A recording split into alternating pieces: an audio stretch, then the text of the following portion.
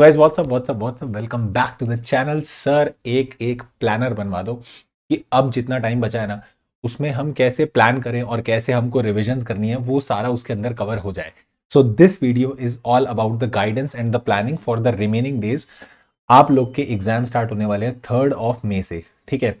आज जब मैं वीडियो रिकॉर्ड कर रहा हूं, today is 12 and we are still left with approx 75 days. अभी हमारे पास सिर्फ 75 डेज बचे हैं। और अगर सर हमको बोथ ग्रुप प्रिपेयर करने हैं तो कैसे हमको प्लान करना चाहिए, कितनी रिवीजन कितने टाइम में कंप्लीट हो जानी चाहिए, और अगर हमको सिंगल ग्रुप प्लान करना है तो फिर हमारी वो रिवीजन कितने टाइम में कंप्लीट हो जानी चाहिए, उसका बस आप एक प्लान बना दो। So this is CA Karan Kumar. Video start करने से पहले फटाफट से वीडियो को लाइक कर दो, चैनल को सब्सक्राइब कर दो और सबके साथ वीडियो शेयर कर देना, ठीक है। ये जो वीडियो रहने वाली है ना, इसमें मैंने कैसे इसको बाइफरकेट करा है। पहले हम क्या करेंगे, पहले हम बात करेंगे बोथ ग्रुप वालों के लिए, ठीक है। फिर हम बात करेंगे सिंगल ग्रुप वालों के लिए। बोथ ग्रुप में भी दो केसेस मैंने बाइफरकेट करे हैं, यानी कि अगर आपकी अभी क्लासेस पेंडिंग है तो आपको कब तक क्लासेस कंप्लीट कर लेनी चाहिए, उसके बाद फिर कितने टाइम में रिवीजन हो जानी चाहिए। और अगर आपकी क्लासेस कंप्लीट हो चुकी हैं, you are still in the revision phase, तो सबसे बेस्ट बात है कि ऑलरेडी क्लासेस डन है और अब आपकी सिर्फ रिवीजन पेंडिंग है, तो कितने टाइम में आपकी रिवीजन कंप्लीट हो जानी चाहिए, ठीक है। Same with single group. अगर आपका एक ग्रुप है तो उस केस में भी दोनों चीजों पे मैंने फोकस करा है कि अगर क्लास अभी भी कोई चल रही है तो कैसे प्लान करना चाहिए, और अगर क्लासेस हो चुकी हैं तो कैसे प्लान करना चाहिए, ठीक है। सबसे पहले हम बात करते हैं बोथ ग्रुप वालों के लिए। देखो, मैं एक चीज पहले ही क्लैरिफाई कर देता हूं। जब आप बोथ ग्रुप के लिए जा रहे हो ना, श्योर शॉर्ट अनडाउटेडली ये दिमाग में रख के चलना कि बोथ ग्रुप में मेहनत सिंगल ग्रुप के कंपैरेटिवली ज्यादा तो है ही है, ठीक है। बट बोथ ग्रुप का सबसे बड़ा एडवांटेज क्या होने वाला है कि तुम लोगों को सेट ऑफ मिलेगा और साथ ही साथ तुम लोग रैंक के लिए प्रिपेयर कर सकते हो। मेक श्योर कि तुम बहुत अच्छे से प्लान आउट करो। According to this plan you can do the plan. मतलब आप प्लान कर सकते हो, बट थोड़ा बहुत अगर तुमको लगे कि ऊपर नीचे करना है तो तुम कर सकते हो। मतलब जहां पर तुमको लगता है that this subject is my strength, तो उस सब्जेक्ट को मैं कंपैरेटिवली थोड़ा सा कम टाइम देके उसको एलोकेट करूंगा बाकी सब्जेक्ट्स के अंदर, ठीक है। ये मैंने एक स्टैंडर्ड जो है बनाया टाइम टेबल, बट इसको थोड़ा बहुत ऊपर नीचे कर सकते हो अकॉर्डिंग टू योर कन्वीनियंस। जहां आपको लगता है कि ये पर्टिकुलर सब्जेक्ट मैं संभाल लूंगा, सर ने इसमें 6 दिन 7 दिन लिखे हैं बट ये मेरा 5 दिन में भी कवर हो जाएगा, तो आप उसको 5 दिन में एलोकेट, मतलब उसको 5 दिन में कवर कर लेना। और जो बचा हुआ टाइम है ना उसका, जो आपके 2 दिन बचे 3 दिन बचे, तो फिर उसको एलोकेट कर देना बाकी सब्जेक्ट्स के अंदर, ठीक है। सर, जो पेपर स्टार्ट है वो स्टार्ट है 3 मई से, ठीक है। 3 मई से एग्जाम स्टार्ट है। 29th 30th फर्स्ट और सेकंड, यानी 29 और 30 अप्रैल और 1 और 2 ऑफ मई, ये 4 दिन मैंने छोड़ दिए क्योंकि ये 4 दिन आप मानो ना मानो आप अकाउंट्स को ही देने वाले हो, क्योंकि लास्ट में जब एग्जाम आने वाला होगा 3 तारीख को तो आपको ऐसा रहेगा कि अब अकाउंट्स पढ़नी है, ठीक है। तो ये 4 दिन तो आप वैसे ही बफर साइड कर दो, इसको अपन देखेंगे अकाउंट्स के लिए। आज 12 तारीख से अगर मैं बात करता हूं, 28 अप्रैल तक भी वी आर हैविंग 75 डेज। तो अगर हम दोनों ग्रुप देने जा रहे हैं, क्या हमारी क्लासेस पेंडिंग है? अगर हमारी क्लासेस पेंडिंग है तो मैं आपको बोलूंगा maximum 10th of March will be your deadline. तब तक आप कैसे भी करके क्लास को कंप्लीट कर लो, ठीक है। सर, मेरे को 10 मार्च तक क्लासेस कंप्लीट करनी है, 1-2 दिन ऊपर भी होगा तो चल जाएगा, बट उतना ही ध्यान रखना जितना यहां से ऊपर जाएगा उतना रिवीजन में से तुमको टाइम कट करना पड़ेगा। सेकेंड चीज आप क्या कर सकते हो कि पूरे दिन क्लासेस ना देखने के बजाय आप ऐसा कर सकते हो कि आप पूरे दिन में ना कुछ टाइम क्लासेस देखो और लास्ट में रात को 3-4 घंटे का एक स्लॉट बना लो रिवीजन का, जिससे तुम्हारा एक subject at least side by side revise होना स्टार्ट हो जाए, ठीक है। क्योंकि अगर पूरा दिन भी वीडियोस देखोगे ना तो मुझे नहीं लगता कि वो ऐसा एफिशिएंसी निकल के आएगी कि हम सिर्फ वीडियोस देखे जा रहे हैं, वीडियोस देखे जा रहे हैं। कई बार साइकोलॉजिकल प्रेशर क्रिएट हो जाता है कि 10 मार्च आ जाएगी और तुम्हारे को ऐसा लगने लग जाएगा कि मैंने अभी तक कुछ भी रिवीजन स्टार्ट नहीं की। तो डू इट दैट वे कि आप अभी से जो क्लासेस पेंडिंग है उसे देखते रहो साथ साथ, बट साथ में कोई 1-2 सब्जेक्ट उठा लो रिवीजन के लिए, ठीक है। और जो आप क्लासेस कर रहे हो ना उसके लिए मैं तुमको स्ट्रिक्टली एडवाइस करूंगा, प्लीज उसको बहुत भगाकर नहीं देखना है, ठीक है। मतलब डोंट गो लाइक कि 2x की स्पीड पे चल रहे हैं। अगर कहीं ऑप्शन है 2.2 का तो तुम 2.2 पे देख रहे हो, वो सिर्फ तुम क्लासेस खत्म कर रहे हो, वो तुम क्लास कर नहीं रहे हो, ठीक है। That is only you are completing the duration of that classes. आप क्लासेस नहीं कर रहे, सिर्फ ड्यूरेशन खत्म हो रही है। तो मेक श्योर टाइम दो थोड़ा सा, ठीक है। 10 मार्च तक कंप्लीट करो, थोड़ा सा स्पीड ऐसे रखना है कि समझ में आए, वो रिटेन रहे, ठीक। और जो चीज हाल फिलहाल में पढ़ोगे उसको रिवीजन करने में भी थोड़ा कंपैरेटिवली टाइम कम ही लगेगा, राइट। तो आप कैसे भी करके 10 मार्च तक मैं बोलूंगा तुमको खत्म करनी पड़ेगी, क्योंकि अगर इससे ऊपर जाओगे तो फिर उतना ही प्रॉब्लमैटिक हो जाएगा रिवीजन के केस में, ठीक है।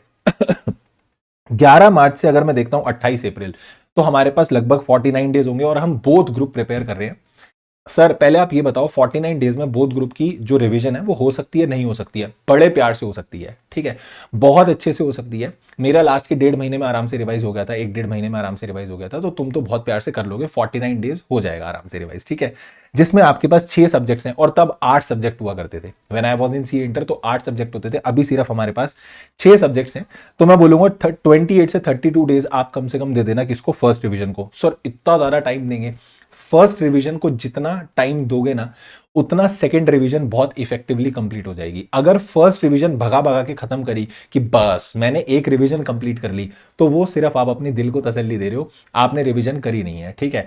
फिर दोबारा सेकंड टाइम जब पढ़ने बैठोगे तो दोबारा से आपको उतना ही टाइम देना पड़ेगा, और मुझे लगता है उसका कोई यूज नहीं है कि आप फर्स्ट टाइम भी उतना टाइम दे रहे हो, सेकंड टाइम भी उतना टाइम दे रहे हो, और फिर तब तुमको पैनिक होने लगेगा कि ये क्या हो रहा है, ठीक। First revision should be very very very solid. Time दो, मैं अगर बोल रहा हूं कि इसमें 7 दिन लग रहे हैं, तुमको 8 दिन लगे चलेगा, कोई बात नहीं, इट इज ओके। 8 दिन लग जाते हैं, अच्छी बात है कि एटलीस्ट थोड़ा सा फालतू टाइम लगा, बट वो चीज रिटेन हो गई अच्छे से। You have to learn. आपको जब फर्स्ट रिवीजन करनी है तो आपको साथ साथ याद करना है, ठीक है, लिख के देखना है, तो टाइम लगेगा, ठीक। एंड डोंट थिंक कि इसमें सर मेरे को टाइम लग रहा है, सभी को लगेगा। अगर अच्छे से रिवाइज करोगे तो टाइम लगता है। ऐसे तो अगर आपको करना है ना, तो 4-4 दिन में सब्जेक्ट खत्म हो जाएंगे रिवीजन के, ठीक है। बट फिर मेरे को लगता है जब दोबारा पढ़ने बैठोगे तो फिर 4 दिन देने पड़ेंगे, जिसका कोई यूज नहीं है, ठीक। सो फर्स्ट रिवीजन में 28 से 32 डेज आराम से देके चलना, और सेकंड रिवीजन में तुमको 19 से 20 दिन मिल जाएंगे आराम से, ठीक है। थर्ड रिवीजन आपकी कब होगी? बिफोर एग्जाम, यानी कि वो जो आपको 1.5 दिन मिलने वाला है। अब इसको बाइफरकेट कैसे करना है मैं आपको समझाता हूं। पहली रिवीजन मैंने आपको बोला 28 से 32 दिन आपके पास है, कम से कम 13 से 15 घंटे मान के चलना कि तुमको पढ़ना पड़ेगा, और हो सकता है इवन मोर देन दैट। आपको लग रहा है 15 घंटे कम है, 16 घंटे, 17 घंटे, 18 घंटे सर मुझे पढ़ना चाहिए, पढ़ो, मैं मना नहीं कर रहा, बट मैंने 13 से 15 घंटे के हिसाब से एक स्लॉटिंग की है। अगर आपको लगता है आप 16 घंटे 17 घंटे की सेटिंग दे सकते हो, गिव दैट, ठीक है। और ये एक्सक्लूडिंग ब्रेक है, यानी this is the time of your study, actual what you are studying, इसमें मैंने ब्रेक्स इंक्लूड नहीं किए हैं। और ब्रेक जब भी लो ना, जैसे एक स्लॉट चेंज कर रहे हो उसके बाद जब दोबारा बैठ रहे हो, तो ब्रेक ज्यादा टाइम का मत लेना, like it should not be like आधे घंटे का ब्रेक ले लिया, ठीक है। मतलब lunch break should be for half an hour और 45 मिनट्स 50 मिनट्स, बट ऐसा नहीं कि एक स्लॉट करा 3 घंटे का, उसके बाद 1 घंटे का ब्रेक, फिर 3 घंटे पड़े, फिर 1.5 घंटे का ब्रेक। वो ब्रेक नहीं है, वो पूरा स्टडी का फ्लो जो है वो तोड़ देगा, ठीक है, वो मत करना। अकॉर्डिंगली अगर आप देखोगे ना, अकाउंट्स और टैक्स आप 80-90 घंटे में आराम से रिवाइज कर पाओगे, ठीक है। एक दिन में अगर आप 15 घंटे देते हो तो लगभग 6 दिन में आपका आराम से रिवाइज हो जाएगा। 80-90 घंटे में मेरे को लगता है मोर देन सफिशिएंट है, जिसमें आप आराम से रिवाइज कर लोगे। Same goes with tax. मैं ये मान के चल रहा हूं कि थ्योरेटिकल सब्जेक्ट्स आपका 65-70 आवर्स में कंप्लीट हो जाएगा, और बड़े प्यार से होगा, मेरी मान के चलो। लॉ और ऑडिट आराम से 70 घंटे में रिवाइज हो सकता है, ठीक है। सर ये टाइम आपको कम नहीं लग रहा? कंपैरेटिवली आपके पास सिंगल ग्रुप के मुकाबले टाइम कम ही है, ठीक है। बट 2 रिवीजन भी रियलिस्टिकली कर लोगे ना, अच्छे से कर लोगे एकदम, तो मेरे को लगता है 2 बार ऐसे रिवाइज कर लोगे, थर्ड टाइम जब आप रिवाइज करोगे that will be before examination, and it is more than enough, बहुत अच्छे से हो जाएगा। एफएमएसएम आपका इतने टाइम में कंप्लीट हो जाएगा। सेकंड रिवीजन आपको निपटानी है 300 घंटे के अंदर, यानी कि 20 दिन के अंदर, तो you have to bifurcate hours like this. मैं फिर बोल रहा हूं, थोड़ा थोड़ा ऊपर नीचे करना पड़े तो कर लेना, जैसा तुमको ठीक लगे, ठीक है। अगर तुमको लग रहा है अकाउंट्स में मेरे को और थोड़ा टाइम चाहिए क्योंकि सर सिलेबस बहुत ज्यादा है, तो अकाउंट्स को थोड़ा सा और टाइम दे देना, ठीक है। टैक्स को थोड़ा सा और टाइम दे देना, क्योंकि क्वेश्चन करने में टाइम जाएगा। सारे क्वेश्चन हाथ से करके नहीं देखे जा सकते। आप सोचो मेरे पास 1000 क्वेश्चन का क्वेश्चन बैंक है, मैं सारे क्वेश्चन हाथ से करके देखूंगा? नहीं पॉसिबल है। जो आपने मार्क किए हैं कि ये क्वेश्चंस मुझे एग्जाम से पहले रिवीजन में लिख लिख कर करके देखने हैं, उन्हें लिख लिख कर करके देखना। जो बहुत ही इजी लल्लू क्वेश्चन हो उसको बस देख के निकाल देना कि हाँ ये मुझे याद है, कॉन्सेप्ट याद है और मैं कर पा रहा हूं, ठीक है। Same goes with law and audit. जो थ्योरेटिकल सब्जेक्ट्स होंगे, मेक श्योर जब आप पहली रिवीजन कर रहे हो तो फर्स्ट रिवीजन के टाइम पे ही उसको साथ साथ लिख लिख कर देख लेना, ठीक है। मतलब जो टॉपिक डिफिकल्ट लग रहा है वो उसको लिख कर देख लेना, उसमें कोई कोई कोई भी ऐसा लीनियंसी मत दिखाना कि मैं लिख कर नहीं देखूंगा, मैंने याद कर लिया मुझे याद रहेगा, नहीं रहेगा। मैं तुमको बोल रहा हूं, ठीक है, तो तुम उसको लिख लिख कर देख लेना। अगर आपकी सर कोई भी क्लास पेंडिंग नहीं है, वाह, अगर हमारी कोई भी क्लास पेंडिंग नहीं है तो भैया हमारे पास है टोटल 70 डेज। 49 की जगह आपके सीधे सीधे टाइम बढ़ जाएगा 70 days, and you can plan your revision कि आप फर्स्ट रिवीजन 45 डेज में कर सकते हो और सेकंड रिवीजन आप 25 डेज में कर सकते हो। सर मेरे को लग रहा है कि 3 बार रिवीजन करनी चाहिए, तो you can split it into 40, 20 and 10, ठीक है। पहली रिवीजन आपकी 40 डेज में, देन 20 डेज में, एंड लास्ट वाली 10 डेज में, ठीक है। 10 to 12 डेज में आप प्लान कर सकते हो कि 2-2 दिन में तुम्हारा वो निपट जाए, ठीक है। और 40, 20 और 10 का आप जो है स्प्लिट अप बना सकते हो, and accordingly you can change the days according to your convenience, ठीक। अकाउंट्स टैक्स जब आप देखोगे तो मैंने कंपैरेटिवली हमेशा इनको ज्यादा ही टाइम दिया है बिकॉज ऑफ कि इनका सिलेबस बहुत ज्यादा है, ठीक है। लॉ ऑडिट जो थियोरेटिकल सब्जेक्ट्स हैं वो हो जाएंगे, उसमें कोई दिक्कत वाली बात नहीं है, और एफएम कॉस्टिंग में तुमको एवरेज ही टाइम लगने वाला है, ज्यादा टेंशन मत लेना, ठीक है। बस यहां पर एक मैटर ऑफ कंसर्न मैं तुम्हें क्या बोल रहा हूं कि अगर तुमको ऐसा लगता है कि तुमको टाइम थोड़ा सा ज्यादा है, मतलब कि 75 days you are having more than enough, तो what you can do is कि आप उसको स्प्लिट कर दो 3 पार्ट में, 40, 20 और 10, राइट। इसके बाद बात करते हैं सर सिंगल ग्रुप के बारे में, बताओ सिंगल ग्रुप अगर हमारा है तो हम कैसे करेंगे। ये बात थी सारी बोथ ग्रुप की, और मेरे को लगता है बोथ ग्रुप वाले बच्चे अगर इस हिसाब से प्लान करेंगे ना, very easily you can plan your studies, ठीक है। बहुत अच्छे से खत्म हो सकता है इतने टाइम में, बहुत प्यार से अच्छे से रिवाइज हो सकता है, and you can appear for the examinations with full confidence, ठीक है। अब बारी आती है सिंगल ग्रुप वाले बच्चों की। सर अगर हमारी क्लासेस पेंडिंग है तो भी बताना, और अगर क्लासेस पेंडिंग नहीं है तो भी बताना। अगर क्लासेस आपकी पेंडिंग है तो मैं आपको बोलूंगा आपके पास टाइम क्योंकि बहुत ज्यादा है, क्योंकि आपके पास सिर्फ 3 पेपर है, ठीक है। तो थोड़ा सा you can be lenient, but मैं बोलूंगा लीनियंट मत होना, क्योंकि अगर एक बार वो लीनियंसी आई ना तो फिर वो एग्जाम तक आएगी और वो अटेम्प्ट ले जाएगी, ये ध्यान रख लेना, ठीक है। Don't be lenient at all. आप आज सोचोगे कि मैं कल कर लूंगा, कल सोचोगे मैं परसों कर लूंगा, वो कल कभी आएगा ही नहीं, ठीक है। और वो कोर्स कभी खत्म होगा ही नहीं, एग्जाम आ जाएंगे, you will not be able to revise छोड़ो, सिलेबस ही खत्म नहीं होगा, वो चैप्टर छोड़ के जाने पड़ जाएंगे, ठीक है। और फिर एग्जाम हॉल में बैठ के रिग्रेट हो रहा होगा कि काश मैंने उस समय वो ना छोड़ा होता, राइट। Don't be lenient. 15 मार्च तक मैं तुमको टाइम दे रहा हूं कि 15 मार्च तक तुम लोग वो क्लासेस को कंप्लीट कर लेना। स्टिल उसके बाद भी आपके पास 45 डेज बहुत आराम से बचेंगे, तो you can plan your revision, ठीक है। आप 15 मार्च तक क्लासेस कंप्लीट करो अच्छे से, एकदम बढ़िया तरीके से, और उसके बाद आपके पास 45 डेज बचेंगे, और 3 ही सब्जेक्ट हैं आपके पास, तो first revision you can go for 30 days, and second revision आप 15 दिन में आराम से कर लोगे, ठीक है। और मेरे को लग रहा है 30 दिन आपके पास, तो थ्योरी के लिए 7 से 8 दिन आप दे सकते हो। एज द केस में भी अगर आप ग्रुप 1 दे रहे हो तो you will be having theory subject law, और अगर आप ग्रुप 2 दे रहे हो तो आपके पास थ्योरी का सब्जेक्ट होगा ऑडिट। तो 7 से 8 दिन के अंदर अंदर आप उसे कंप्लीट कर सकते हो, और रिमेनिंग जो आपके प्रैक्टिकल सब्जेक्ट्स हैं वो टाइम आप उसमें एलोकेट कर सकते हो, ठीक है। 30 दिन में से 8 दिन भी अगर इधर दे दिए तो 22 दिन आपके पास बचेंगे, 11-11 दिन भी आप एलोकेट कर सकते हो। और सेकंड रिवीजन में 15 दिन आपके पास होंगे, तो मैंने बोला 15 दिन में से 7 से 8 दिन यहां पर नहीं देने हैं। ये 7 से 8 दिन ना देकर आप यहां पर देना सिर्फ 4 दिन, 4 से 5 दिन आप यहां पे दे देना, बाकी 10 दिन आपके पास रहेंगे, तो वो आप दोनों प्रैक्टिकल सब्जेक्ट्स के लिए लगा सकते हो, 10 से 11 दिन, ठीक है। कंडीशन एक ही रहेगी, 15 घंटे तुमको डेली पढ़ना पड़ेगा, क्योंकि अगर ये नहीं पढ़ा तो फिर इतने टाइम में कंप्लीट नहीं होने वाला, राइट। अगर सर मेरी कोई क्लास ही पेंडिंग नहीं है, अब आते हैं एकदम महान बच्चे जिनकी कोई क्लास पेंडिंग नहीं है, जिनका सिर्फ सिंगल ग्रुप है, तो भैया कोई क्लास पेंडिंग नहीं है, सिंगल ग्रुप है, सिर्फ हमको रिवीजन करनी है, हम सीधा बुक्स उठाएंगे अप्रैल में। अभी हमको क्या ही करना है, अभी एकदम मस्त मजे काटेंगे। अगर अभी मजे काटे ना तो मैं बता रहा हूं तुम लोगों को सफर करना पड़ेगा इन द एग्जामिनेशन। सेम चीज बोल रहा हूं, leniency will lead you nowhere, will take you nowhere, आपको कहीं नहीं लेके जाएगी लीनियंसी, ठीक है। खत्म नहीं होगी रिवीजन अगर आपकी, अगर आपने अभी लीनियंसी दी तो, कि हमारे पास तो 3 ही सब्जेक्ट हैं, क्लासेस कोई भाई की पेंडिंग है नहीं, भाई सीधा बुक्स उठाएगा अप्रैल में, तो मैं बता रहा हूं भाई एग्जाम हॉल में पेन ही नहीं उठा पाएगा। अगर तुमने ये हरकतें करी कि तुम अप्रैल में रिवीजन करने बैठोगे, you will B at a serious trouble, ठीक।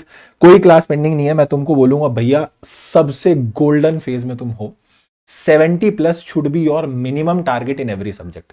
हर सब्जेक्ट का मिनिमम टारगेट तुम्हारा एटलीस्ट 70 मार्क्स होना चाहिए, ठीक है। आपके पास 70 दिन है, ठीक है। चक दे इंडिया में उनके पास 70 मिनट थे, तुम्हारे पास 70 दिन है। इस 70 दिन में तुम बहुत कुछ कर सकते हो। You can do a hello hello hello solid revision, बहुत तगड़ी रिवीजन हो सकती है। और यहां मैं ये सजेस्ट करूंगा कि आप 3 रिवीजन करना, ठीक है। 3 बार कोर्स को रिवाइज करना, 70 प्लस के चांसेस बहुत बढ़ जाएंगे भैया। एक एक सब्जेक्ट में 80-80-80, 90-90 नंबर आएंगे, ठीक है। 3 रिवीजन मैं आपको सजेस्ट करूंगा। कोई बच्चा बोले नहीं मेरे बस की नहीं है, मैं तो 2 ही रिवीजन करूंगा, तो आप 2 रिवीजन स्प्लिट कर दो 45-25 में। 45 डेज में से आप 15 दिन थ्योरी को दे दो, और 15 दिन तो नहीं, आप 10 दिन थ्योरी को दे दो, ठीक है। और 15-15 दिन आप किसको दे दो, 15-15 दिन आप दे दो, लगभग 15-17 दिन आप दे दो किसको, प्रैक्टिकल सब्जेक्ट को। और सेकंड रिवीजन के केस में आप 7 दिन दे देना थ्योरी को, और लगभग 9 दिन दे देना किसको, प्रैक्टिकल को। बट ये मैं बोलूंगा नहीं बनता है, क्योंकि इतना टाइम क्यों ही दोगे फालतू में, ठीक है। तो you have to do 3 time revision. Third revision में आपका ज्यादा फोकस रहेगा क्वेश्चन आंसर्स में, मतलब कि क्वेश्चंस फ्रेमिंग पे, ठीक है। तो इसलिए मैं बोल रहा हूं 3 बार रिवाइज कर लेना, 3 ही पेपर है, ठीक है। कोई क्लासेस पेंडिंग है नहीं तुम लोग की, रिवीजन्स करनी है तुमको। 3 बार आराम से मस्त बैठ के रिवाइज करो, ठीक है। First revision should be of 40 days, second will be of 20 days, and third will be of 10 days, ठीक है। पहले जब आप 40 डेज करोगे तो मैं बोलूंगा 10 से 12 दिन में थ्योरी सब्जेक्ट निपटा देना, 10 से 12 दिन में थ्योरी सब्जेक्ट निपटा देना, और 28 से 30 दिन के अंदर अंदर आप निपटा लेना दोनों प्रैक्टिकल सब्जेक्ट। बहुत आराम से भी रिवाइज करोगे ना तो बहुत अच्छे से रिवाइज हो जाएगा, along with questions, along with everything. साथ ही साथ टेस्ट देते चलना, ठीक है। यहां मैंने 15 घंटे ना लिखकर मैंने 12 से 15 घंटे लिखा है, क्योंकि थोड़ा सा तो तुमको एडवांटेज रहेगा कि 15 नहीं तो चलो 12 भी कर लोगे तो हो जाएगा मेरे हिसाब से रिवाइज, ठीक। Second revision you have to give 20 days and third revision you have to give 10 days, accordingly आप प्लान कर लेना, ठीक है। दिस वॉज माई प्लान, कि जहां आप इस प्रकार से प्लान कर सकते हो। अब मैं तुमको कुछ छोटी छोटी पर मोटी बातें बता देता हूं, क्या क्या तुमको ध्यान में रख के चलना है। पहली चीज, first revision should be your bestest revision. First revision बहुत अच्छी होनी चाहिए, क्योंकि वही चीज आपको हेल्प करेगी सेकंड थर्ड रिवीजन में और एग्जाम के 1.5 दिन में रिवाइज करने में। सेकंड पॉइंट ये कि सर जब हम पूरी ये रिवीजन कर रहे होंगे तो साथ साथ हम मॉक टेस्ट देते चलेंगे, साथ साथ हम टेस्ट सीरीज करते चलेंगे। कोई भी टेस्ट पेपर होगा जो हमने प्लान कर रखा है कि इसका मुझे टेस्ट देना है, वो टेस्ट हम देते चलेंगे, ताकि हम सेल्फ इवैल्यूएट कर सकें कि हमारा अभी सिनेरियो क्या चल रहा है, मेरे को किस एरिया में ज्यादा वर्क करने की जरूरत है। क्लियर है? ये दो चीजें दिमाग में रखकर चलिएगा। तीसरी चीज मैं ये बोलूंगा कि जब आप फर्स्ट रिवीजन कर रहे हो तो do mark the questions and topics. Questions और टॉपिक्स को मार्क करते चलना कि मेरे को ये चीजें तो भैया दोबारा दोबारा देखनी पड़ेंगी। कुछ ऐसे टॉपिक होंगे जो आपको लास्ट डे पे रिवाइज करने पड़ेंगे, ठीक है। वो वाली चीजें आप मार्क करके चलना कि ये मेरे को लास्ट डे में उठाने हैं, ये मेरे को 1.5 दिन से पहले उठाने पड़ेंगे, राइट। कुछ चीजें ऐसी ध्यान रखना, और जो भी चीजें रही और कुछ भी गाइडेंस रही तो मैं तुम्हारे लिए अपलोड कर दूंगा, ठीक है। ये फाइल अगर आपको चाहिए तो डिस्क्रिप्शन में जाना, टेलीग्राम चैनल दिया हुआ है, वहां तुमको ये फाइल मिल जाएगी। और एक चीज ध्यान रखना, एक चीज ध्यान रखना, कुछ भी अगर तुमको इसमें डाउट है, फॉर एग्जाम्पल इस पूरे प्लानिंग में या फिर किसी चीज में पर्टिकुलर कोई डाउट है, या you want any specific video कि सर इस चीज पे वी वांट सम एक्सप्लेनेशन या गाइडेंस, कुछ हमको थोड़ा सा स्ट्रैटेजी बता दो, या हम इस पर कुछ थोड़ा सा कंफ्यूज हो रहे हैं, you can help me out, तो आप मेरे को क्या करना, आप कमेंट में लिख देना, ठीक है। And I will check it कि क्या क्या चीजों में तुमको प्रॉब्लम आ रही है, अकॉर्डिंगली आई विल रिजॉल्व, ठीक है। ये चीज ध्यान रखना। और this was a simple planning. इस तरीके से अगर आप चलोगे तो मेरे हिसाब से बहुत अच्छे तरीके से जो आपकी क्लासेस है, और विद क्लासेस जिनकी क्लासेस पेंडिंग है, तो with classes your revision you can do, और अगर क्लासेस हो चुकी हैं तो रिविजन बहुत अच्छे से करके आप एग्जाम में अपीयर हो सकते हो, ठीक है। Make this target that you are going to clear in this attempt, ठीक है। Whosoever is watching this video, यहां तक आए हो, इतनी प्लानिंग देखकर आए हो, तो मैं तुमको एक चीज बोलूंगा, अपने आप से आज कमिट कर लो कि मेरे को इसी अटेम्प्ट में क्लियर होना है। This commitment you need with your self. अगर आप खुद से कमिट करके बैठोगे ना, एक पॉजिटिव माइंडसेट लेके बैठोगे कि मुझे क्लियर करना है, then only you will be able to clear. अगर खुद पे डाउट करने लग जाओगे ना तो फिर कुछ भी नहीं होने वाला, ठीक है। And make sure that you have to clear in this attempt. इस कमेंट में लिख के जाना कि सर मैं इसी अटेम्प्ट में क्लियर होकर रहूंगा, और उसके बाद एक काम करना, जब इसी अटेम्प्ट में क्लियर हो जाओगे ना, रिजल्ट वाले दिन आकर दोबारा से रिप्लाई में लिख देना that I promised and I cleared, ठीक है। This will be your commitment. वो कमेंट तुमको बार बार याद दिलाता रहेगा कि मैंने कहीं पर तो लिखा था मुझे पास तो होना है, ठीक है। तो वो चीज लिखकर जाना, and we will meet in the next video. This is all for today. Thank you so much, take care, tata bye bye, keep working very hard as someone somewhere is waiting for success. Thank you so much, tata bye bye.